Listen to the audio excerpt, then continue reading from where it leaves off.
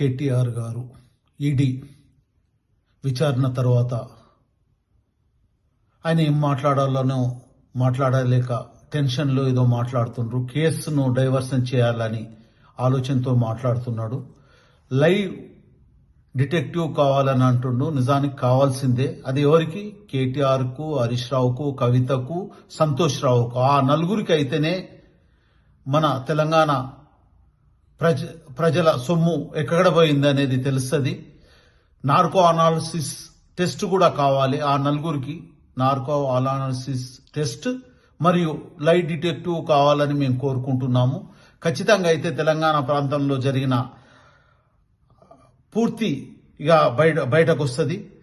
అదే రకంగా వీళ్ళు ఎలక్షన్లో ఇది 54 కోట్లు మాత్రమే, 1000 కోట్ల రూపాయల స్కామ్ జరిగింది. అదంతా బయటకు వస్తుంది. అది ఎలక్ట్రో బాండ్ కావచ్చు, క్విడ్ ప్రోక్రా ద్వారా ఎన్నో రకాలుగా వాళ్ళు తీసుకోవడం జరిగింది. 1000 కోట్లు బయటకు వస్తుంది. 54 కోట్లు మాత్రమే కాదు. దానికి వాళ్ళు సహకరించాలని ఈ సందర్భంగా కోరుకుంటున్నాను. అదే రకంగా మా ముఖ్యమంత్రి గారిని విమర్శించడం అనేది కేసును డైవర్షన్ చేయాలనే ఉద్దేశంతో మాట్లాడుతున్నాడు.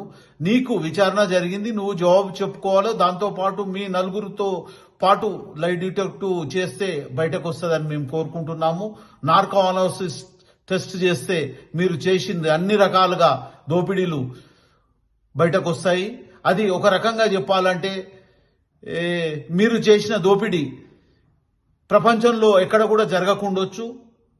అది అంతా బయటకు వస్తుందని ఈ సందర్భంగా తెలియజేస్తూ, మీరు అన్ని వర్గాల వారికి మోసం చేసిండ్రు. దళితులకు, బీసీలకు, ఎస్సీలకు, ఎస్టీలకు, ప్రతి వర్గానికి, నిరుద్యోగులకు, ఉద్యోగ వర్గాలకు ఈరోజు కేసు డైవర్షన్ చేసే రకంగా నాదేం లేదు, మొన్నటి వరకు పూర్తి బాధ్యత నాదని ఈరోజు అధికారుల మీద తోసేయడం అనేది నువ్వు దాటవేసే ప్రయత్నం జరుగుతుంది. నీకు శిక్ష తప్పదు.